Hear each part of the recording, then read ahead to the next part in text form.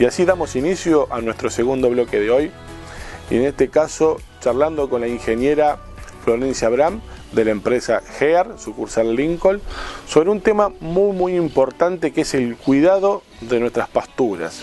Y en este caso, y principalmente hablar de lo que es una plaga muy difícil muchas veces de diagnosticar o de detectar, mejor dicho, en sus primeros ataques, ahí cuando la plántula de alfalfa o de nuestras pasturas están saliendo, que es el trips. Esta plaga que es muy pequeña, muy difícil de ver a simple vista porque hay que agacharse. Imagínense verla en una plántula de alfalfa que tiene muy pocos milímetros a la hora de emerger, y ya desde ese instante esta plaga está haciéndonos daño y haciéndonos perder un montón de plántulas y de stand que van a afectar la producción de nuestros pastos. Así que vamos a compartir esta nota realmente muy importante con la gente de GEAR.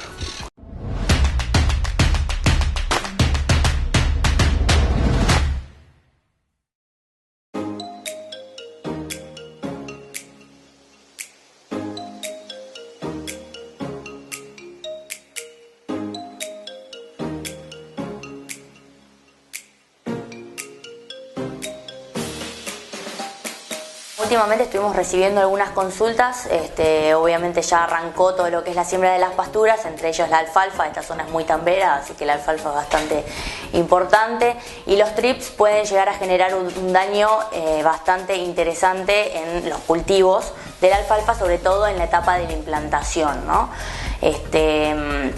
Claramente, bueno, en los últimos tiempos la siembra directa fue avanzando muchísimo. Sobre todo además se fue trasladando mucho a la siembra de las pasturas. Eso hace que con una mayor permanencia de rastrojo en la superficie podamos tener un mayor resguardo de los trips, digamos, en los lotes, que pueden afectar a la alfalfa, que muchas veces uno lo considera una plaga más de la soja. Bueno, en la alfalfa podemos llegar a tener muchos daños. Se registra principalmente un daño en lo que es la pérdida de vigor de las plántulas y después un retraso en el desarrollo de los cultivos. Sobre todo lo que tenemos que estar bien atentos y monitorear es en la etapa cotiledonar de la alfalfa, cuando tiene la primera hoja unifoliada y luego hasta la primera hoja trifoliada. Ahí es donde el trip puede realizar el mayor daño, más allá de que luego, cuando el cultivo ya está desarrollado, podemos llegar a tener alguna incidencia, pero no va a evitar que luego la planta rebrote. Entonces, bueno, sería menor. Lo que nosotros estamos tratando de cuidar es el principal componente de nuestro cultivo a la siembra, que es el stand de plantas una vez que ya está empezando a germinar y a emerger. Es muy importante, sobre todo, lo que es el tratamiento de las semillas previo a la siembra. Eso nos va a dar, dependiendo el insecticida o el curasemilla que usemos, nos puede dar entre 7 y 30 días de alguna manera de resguardo entre que la planta emerge y bueno, definitivamente se implanta el cultivo.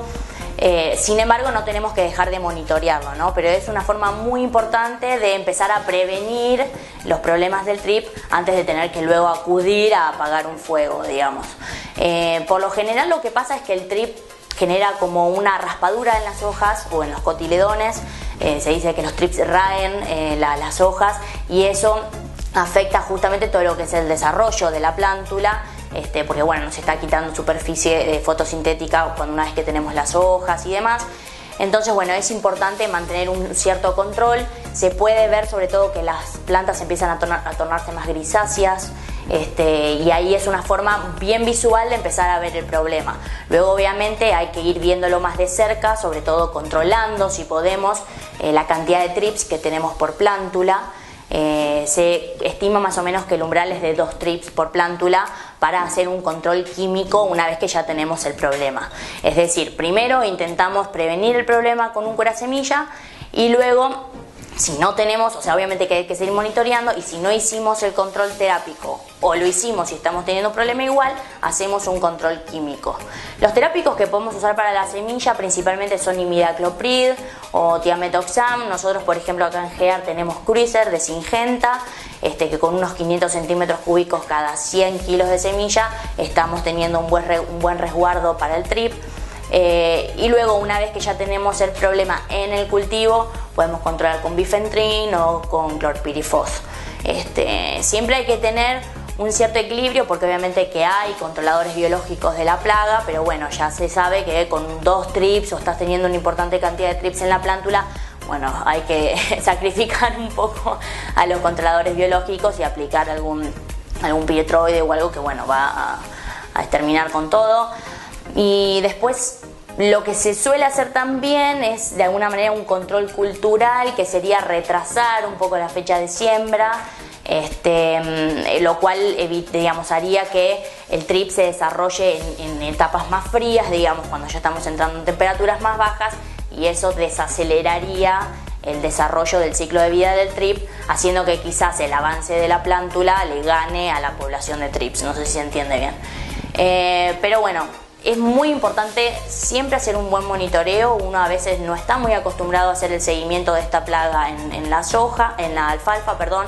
Justamente si son lotes además que pueden llegar a venir de soja, pueden estar llegando justamente del rastrojo de la soja o de cultivos aledaños que pudieron haber llegado a tener este problema, y no hay que confiarse con el hecho de que siempre se relaciona el trip con la seca, porque muchas veces incluso en primaveras o veranos húmedos están presentes.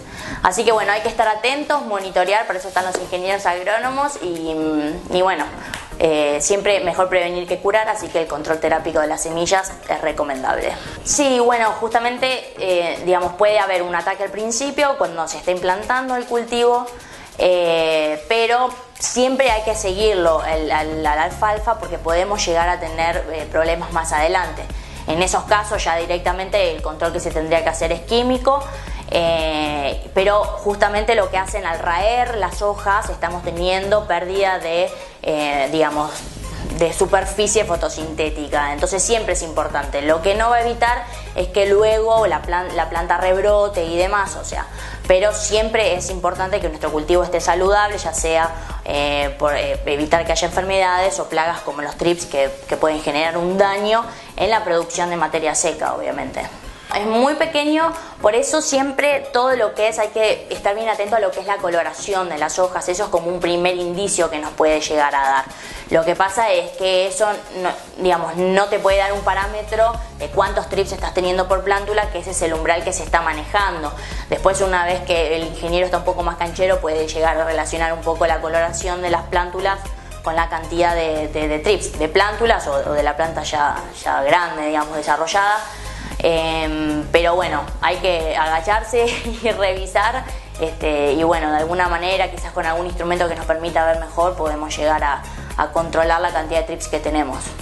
En realidad, obviamente, siempre al ser justamente los trips una plaga que es pequeña y al estar muchas veces debajo del rastrojo, se recomienda, digamos, que siempre haya un buen alcance de gotas en las plantas, en las hojas, en las superficies, y sobre todo si estamos en un lote que tiene mucho rastrojo en superficie, como decía recién, hasta a veces se recomienda un incremento del 20% en la dosis de los agroquímicos, del insecticida en este caso, para asegurar una mayor llegada a nuestro objetivo.